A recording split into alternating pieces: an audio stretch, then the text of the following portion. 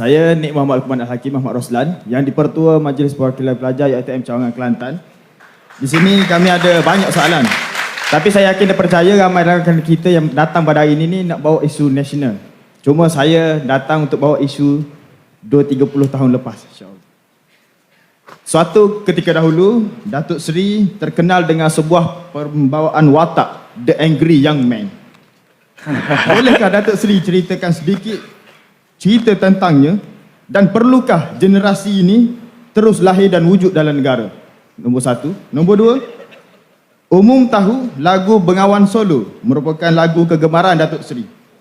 Adakah lagu tersebut mempengaruhi perwatakan dan perjuangan Datuk Seri? Baru kita masuk soalan nasional.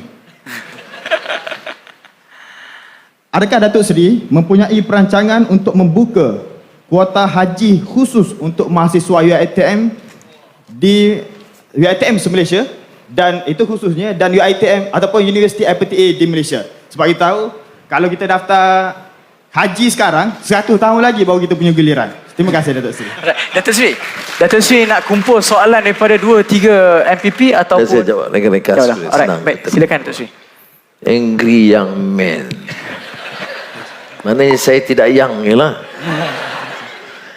Dia orang muda ini, dia sifatnya itu memang berani, keras. Dia tidak banyak pertimbangan. Bila dah tua ni pertimbangan ni apa anak kata, apa cucu kata, jadi kerja tak naik pangkat, ni menteri panggil, macam-macam pertimbangan dia. Ya. Tapi kalau anak muda ni sebenarnya, dia pertimbangan tu tidak banyak. Dia fikir ini betul, dia lawan. Jadi ini sifat generasi muda yang baik sebenarnya. Kerana hebat bagaimanapun seorang pejuang, kalau dia beda. Orang muda ini memang, sebab tu dalam Quran, dalam surah Al-Kahfi selalu saya popularkan, ya, bila Allah Subhanahu Wa Taala menyebut firman Allah, nahnu nakhussu 'alaika naba'ahum bil haqq, akan aku ceritakan kepada kamu ya Muhammad cerita yang benar. Apa cerita yang benar? Itu masa anak muda, generasi muda. Dia semua yang lain itu kompromi dengan rasuah, dengan kezaliman di luar. Tapi anak muda ini, innahum fityatun amanu bi rabbihim wa zidnahum huda.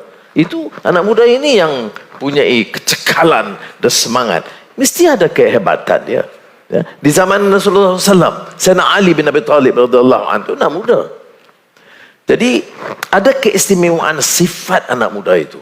Sebab itu kita yang agak dewasa ni, ya, macam saya dah sejak 2 hari yang lalu dah cucu yang ke-12. Jadi kita ada dalam kadang-kadang dengar isu-isu dia bangkitkan tu, isu-isu kadang-kadang asing daripada saya.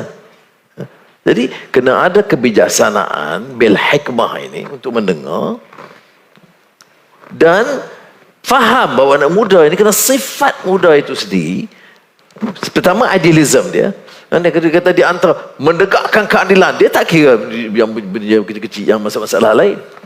Dia tak mengapa. Itu proses yang saya rasa harus ada. Apakah kita gunakan istilah angry young man? Tak apalah ya.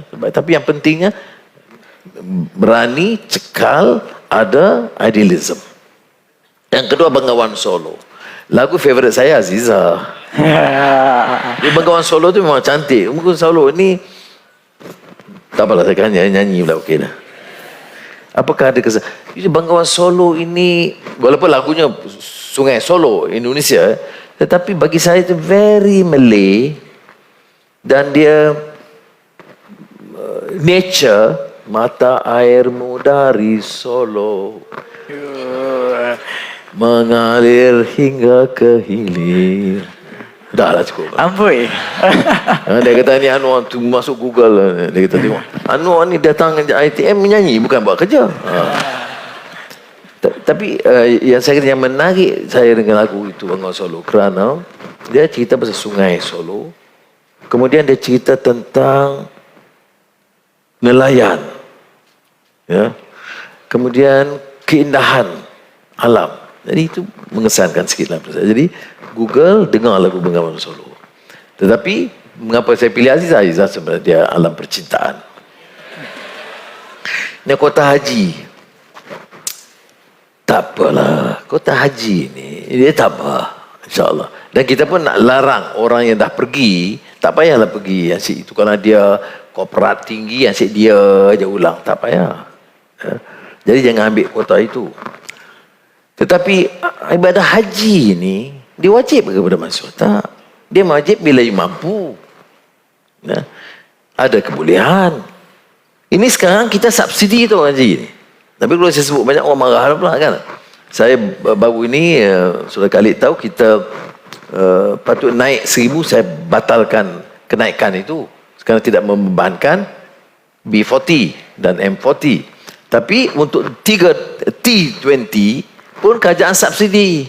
Dulu ada subsidi. Sekarang saya hentikan. Nak pergi Mekah ni, kalau kita mampu, bukan suruh kerajaan subsidize. Tapi jadi mahasiswa yang Kelantan, tunggulah, kokoh. Okey. Alright, terima kasih Tok Sri.